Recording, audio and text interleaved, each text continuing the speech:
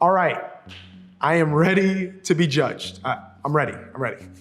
So escape rooms are a special challenge to me, but I love them. It's an experience. So you basically pay to be put in a situation with a few different people. Some you may know, some you may not. You get stuck, and where the most rewarding part is leaving. No lie, the first time someone invited me along and told me what this was about, I kind of freaked out.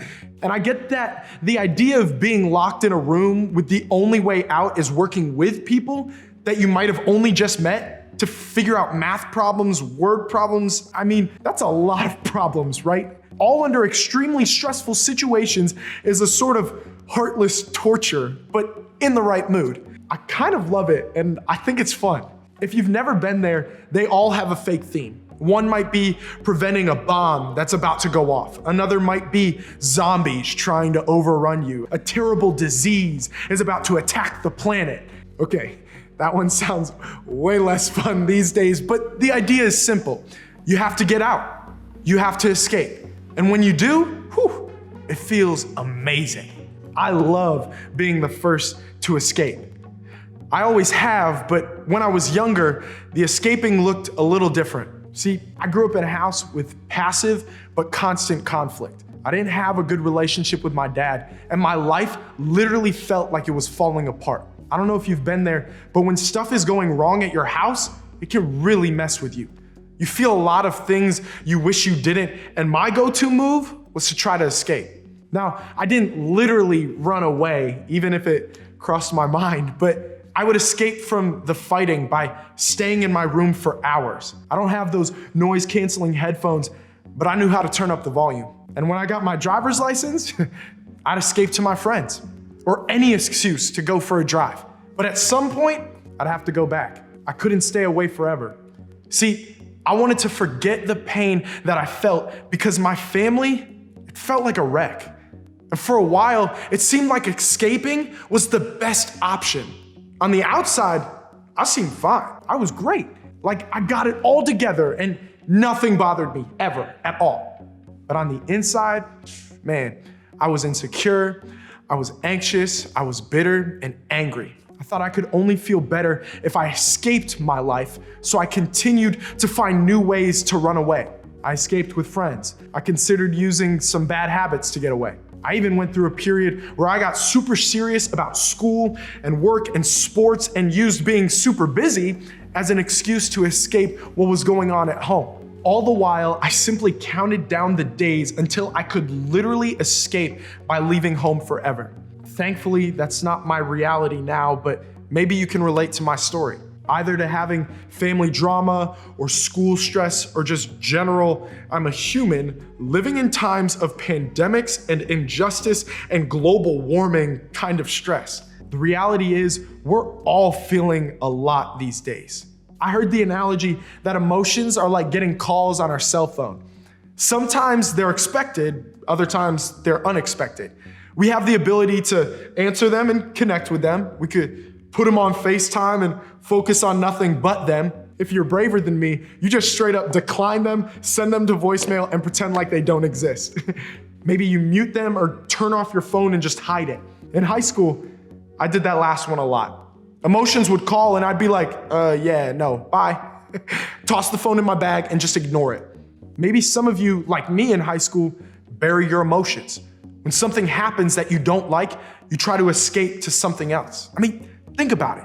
When your parents are fighting or you're having friend drama, how do you typically deal with it? Do you hide your feelings because you think that showing emotion makes you feel weak? When you feel the pressure to get good grades, get into a good college, or handle your own insecurities, how do you process all of it? Maybe you escape by binge watching Netflix shows where you can be part of a different story and a life that isn't your own. Maybe just scroll through TikTok for hours until your mind is numb. Maybe start up a battle royale game. You ditch the squads and you just go straight for the hot drop just to get an adrenaline rush. Maybe you numb by overeating so that you don't feel your emotions, or not eating at all to feel some kind of control. Maybe you take part in self-harm behaviors, hurting others, or fits of rage. Maybe you quiet the noise of emotions with relationships, drinking, porn, drugs, just so we don't have to feel what's going on underneath the surface, bottled up, just ready to explode. In a word, we're coping. And for a lot of us, that means trying to numb or escape the things we don't want to feel. We look for ways to escape because we just want relief. The problem is sometimes what we do for relief ends up creating more stress. Why? Because ignoring something doesn't make that thing disappear. You know that already. You've literally experienced it. That's why today I want to share with you something that might actually be helpful. I mean, it's been helpful to me. And fair warning, it sounds like the worst possible idea, but stick with me because I think this can actually help us move forward and actually cope instead of getting stuck. The Bible is divided into two major parts: Old Testament, which was before Jesus came to earth, and the New Testament, which represents the time after Jesus came to earth. We're gonna look at a passage out of the book of Lamentations in the Old Testament. The name of the book comes from the word lament, which means expressing grief or mourning. It's not a word that we often use, but it's something you might feel. You might feel it if your team lost the game on the final play. Come on, you know. You definitely feel it if the family pet passed away. It's basically feeling sad. A whole book about being sad. See, I told you it would sound like a terrible idea, but please just stick with me, okay? The writer of Lamentations, who a lot of people believe was the prophet Jeremiah, talks about his own situation this way. The thought of my suffering and homelessness is bitter beyond words. I will never forget this awful time as I grieve over my loss. Yet, I still dare to hope when I remember this. The faithful love of the Lord never ends. His mercies never cease. Great is his faithfulness. His mercies begin afresh each morning. Clearly, Jeremiah is going through it. Like my boy is going through it. He says that he is bitter beyond words. We all get that. Go ahead. Just think about something that has made you bitter beyond words. You've been there, right? You might even be there right now. He's hurting. It's so bad that he says he will never forget what he's feeling. This is important to pay attention to. Jeremiah doesn't downplay what's going on. He doesn't avoid it, doesn't drink it away, pretend it away, or sugarcoat what he's dealing with. He writes out his reality, as painful and real as it is. Jeremiah not only talks about the circumstances that caused his pain, but also how he felt about them. He names exactly what is going on, and he doesn't stop there. He moves from naming how he feels to naming what is true about God. He makes sure that he tells himself truth in the middle of his difficult circumstances and feelings, the kind of truth that gives him hope to push forward. I think that sometimes we will do anything to not feel all of our feelings because it hurts. So we avoid them altogether. But Jeremiah demonstrates a willingness to feel them, however bad they are. The trick is, though, to not stay there. This is important for us too. In order to fully feel hope, we need to fully feel our other emotions, however painful they might be. So, how did Jeremiah find the strength and courage to feel his difficult emotions? Because of what he says at the end of this verse. The faithful love of the Lord never ends. His mercies never cease. Great is his faithfulness. His mercies begin afresh each morning. Now, did you catch that? Jeremiah recognized that there is a new start. Every morning, guys, we get a fresh dose of hope, love, and promise from God. That's how we cope, with fresh hope from God. God's love, faithfulness, and compassion allows us to cope with every negative experience or feeling that we have. We can't escape the pain without escaping the good stuff on the other side. His faithfulness, it doesn't change. It's new every morning. So when our pain is new, so is God's love. When our hurt is fresh, so is God's faithfulness. Because of God, we can handle whatever is causing us pain.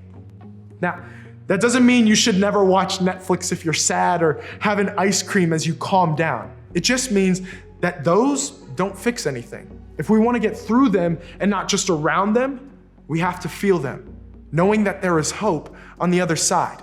Netflix, it can't heal our pain. Drinking, it won't make the difficulty go away. Staying up all night, that doesn't fix the problem. They'll help us escape temporarily, but they won't help us heal. And guys, we need to heal. When we go to quick fixes, they're like Band-Aids. They don't heal hurts, they simply just cover them up temporarily. They're coping strategies that never get to the heart of our hurts and the emotions that we feel.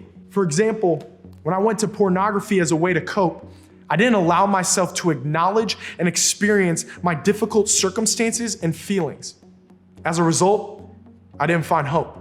And because of that, I kept going to more and more places that I shouldn't to avoid the emotions that always seem to just come back. If we want to heal, we got to do what Jeremiah did. First, lament. Lamenting is just naming our difficulties, saying how we feel about it, refusing to act like it's no big deal. When you lament, be specific. Say them out loud or write them down. And maybe most importantly, say them to God. Your heavenly Father, He wants to hear, especially when you're hurting. He's not mad if you say, hey, this is kind of awful, or I'm bitter beyond words. Guys, you can be honest with Him. Second, name the hope.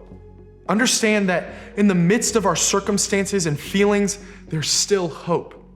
A bad day, a bad moment, a bad couple of weeks does not equal a bad life. God always meets us on the other side.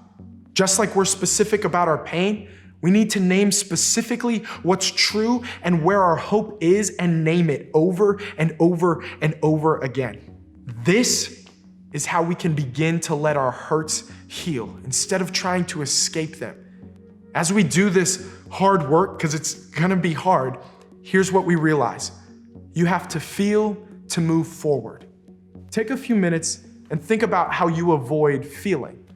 What are you using to turn off or turn down your feelings? Is it hopping on social media, playing a bunch of video games, sleeping way too much or way too little, eating or not eating?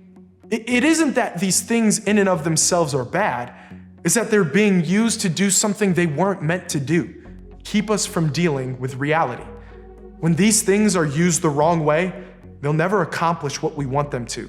Or maybe you find yourself engaging in self-harm, drinking, smoking, pornography, or some other thing that only you know about. In these cases, you aren't just numbing the pain, guys, you're hurting yourself. You need to know that the additional pain you're creating doesn't erase the other pain. It doesn't make it go away. And hey, I get it. Okay, I get it. Sometimes big pain causes us to get stuck into coping behaviors we never meant to use long term. If you're using something to numb your feelings and you aren't sure you can stop, invite other people into your life. Find a trusted friend, adult, or small group leader to help process what's going on. They can help you acknowledge what you're going through, but also they can help remind you of hope when you need it. And there will come a time when we all need that reminder. For those of you sitting here wondering, why would I tell someone else my pain when I haven't even admitted it to myself? I get it. For you, I want you to ask yourself, what is getting in the way of me healing for real? Many of us are embarrassed, ashamed, afraid of judgment. Some of us have believed this lie that having big pain or big emotions is weakness. Opening up and sharing with others who are trustworthy will not only challenge the lies that hold you back, but can help lead you to peace and healing. If you aren't quite ready to say it out loud, I would encourage you to write it down. Then, when you're ready to share them with someone else. You may even want to meet with your small group leader to help you figure it out. Guys, no one should deal with the hurt from life alone. We all need each other. In fact, that's one of the biggest reasons why we have small groups. Small groups are created so that we can experience life together and all of life, not just the highlights. So if you aren't sure who to talk to, we encourage you to start with your small group leader or maybe your pastor. Hey, you don't even have to look them in the eye. Just text them 1 or 2 words, letting them know you're up for a conversation. They won't make it weird, and you'll be glad you did. I believe that we can't escape what we feel. We can numb it for a little while, but eventually we have to feel to move forward towards the big, abundant, joy-filled, better than you can think is possible right now life that God wants for us. Hey Orchard students, thanks for joining us online this weekend. I know it's kind of crazy with the weather. Colorado needs to stop with the snow. But hey, wanted to just give you guys quick announcements for coming up. We still have camp coming up, high schoolers. We still have spots for you guys. It is after early bird pricing though, so the money has gone up to $450 all for camp. Don't worry though, we have fundraising available this year that we're promoting right now and getting into. And then also middle school, the crazy part is we filled up on camp, but don't worry, we have a wait list available on the same one. So go to the form that has been posted on social media. You can join the wait list, and we are very confident that you'll be able to go if you would like to go this year to Mix CIY. If you guys are first-time guests, we would like to know, so put it in the comments. We want to get you a first-time guest box. We want to meet you, get to know you more. So please say new or first-time guest in the comments, and we can't wait to connect with you more. As we continue for one more week about our series about sex in high school and both middle school, it's going to be a special night where we're going to have a discussion panel all about talking about the questions that you guys had in week 1. The questions you guys gave us, we're answering them biblically and trying to understand what does God say about these questions about dating, homosexuality, sex, and relationships. How do I like a girl? What does this look like to hold a girl's hand? Those kind of questions, right? So hope to see you guys next week. We'll see you next time.